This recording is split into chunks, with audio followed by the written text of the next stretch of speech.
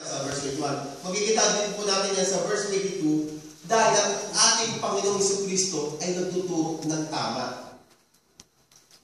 Alam mo, pag tama ang itinuturo, masakit yan. Truth hurts nga eh. Di ba? Pero kung hindi naman yan, kung kasinungalingan naman yan, ang sarap pakinggan. Ay sis, ang ganda-ganda mo ngayon. Diba? Siyempre, ngiti-ngiti ka. Gumaganda ka pala ngayon, may words. Gumaganda ka ngayon. Diba? Bisa, yun ang masarap na marinig natin. No, kung saan, yung mga positibo lamang. Pero pag sinabihan ka, Brad, papasabi mo, wag naman bulgaran, no? Wag naman bulgaran sa kaibigan mo. Kunwari, kaibigan mo ito. No? Brad, pwede ba mas lahat naman sa inyo, no? Walang nakapata. Pwede ba next time yung pada mo, huwag naman natin dito. Ano mo naman, palagpasin mo naman ng tuhod, o kaya, basta yung ano naman, di ba? Disente. Di ba? Meron pa nung may ano. Hindi natuloy sa pata. Malaki po yung mata ko, hindi ko nakikita yan, hindi ko po tinitiyan. Pero yun po yung katotohanan. Minsan, katulad yan, ako ata pinagbilang ng pastor. Siguro, ayoko na mag-church Diba minsan gano'n? Hindi po dapat gano'n, hindi po dapat maging reaction natin yung gano'ng bagay. Kasi sinabi nga, ang ating master na pinapakita po natin dito, pag tinuro niya yung abot ng kasalanan, ang mundo ay nagagalit sa kanya sa verse 22. Kaya makikita po natin dito na ang mundo ay galit sa ating master. No, kasi i-reveal niya yung kasalanan eh. Pangalawa, na makikita po natin, the world hates master's follower. Kung galit sasabi nga dito, kung galit ang mundo, ang unbeliever sa ating Panginoong Jesucristo, ano pa kaya tayo na tagusunod niya? Kaya ang sasabi sa chapter 6 and verse 4, i-remind ito, maging babala sa bawat isa na galit din ang mundo sa inyo. Dahil ang Panginoong Jesucristo, sinasabi nga, ulitin ko na hindi nila kilala ang Diyos Ama, at pangalawa, ipinakita ng ating Panginoon yung kasalanan. At tayo din na tagasunod ng ating Panginoon, ayon po sa ating binasa, ay galit din ang mundo sa atin.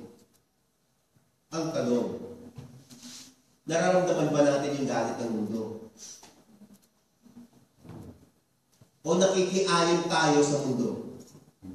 Tignan niyo po yung pagkakasulat sa Biblia.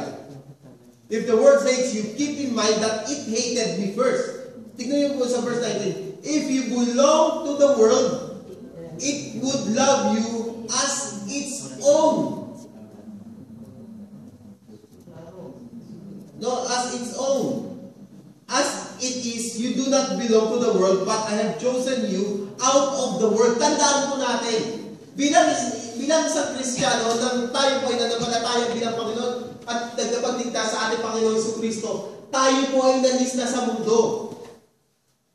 Inalis na po tayo, kaya dapat hindi na po natin in-enjoy kung ano po yung binibigay ng mundo.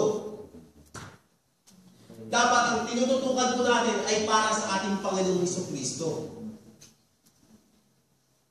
Ngayon, ang tanong ulit, galit ba sa atin ang mundo? Ang nakakalungkot ngayon, sa panahon po ngayon, sa modern Christian day po ngayon, parang hindi na nga nakikita ang kaibahan ng isang Kristiyano, ng isang mananampalataya, at hindi mananampalataya. What if magkaroon po ng persecution? Paano ba natin ma-stand po ito? Meron pong isang istorya, hindi ko alam kung gaano po ito katotoo. Sa isang illustration book, ay meron sinabi na isang bahay somewhere sa may snow, sa Russia. Parang gano'n, no? Tapos ang bawal kasi magsumamba sa ating Diyos. No? Bawal sumamba. Kaya gagawin nila, paggabi, may tangan-tangan silang lampara. Isa-isa sila pupunta sa bahay sambakan. No? Sa underground, doon sila magsasamba sa Panginoon. Tapos may nakapansin sa kanilang sundalo. Bakit kaya may taong nadalaan, may taong dadaan. At ang nangyari, ginawa ng sundalo. Pumunta doon, sinundan niya yung inaakbangan ng tao at napansin niya at nakita niya na isang grupo pala ng mga Kristiyano.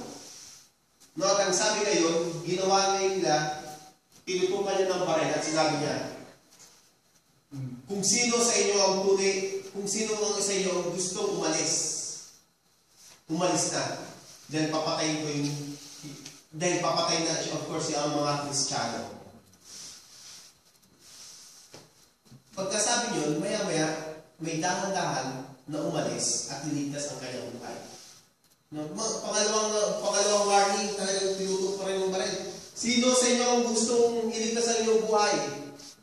Bumagal, parang ganito, no? Sino sa inyo gustong umalis na at niligtas ang inyong buhay? Kung sinabi yung Kristiyano kayo, papatayin ko kayo.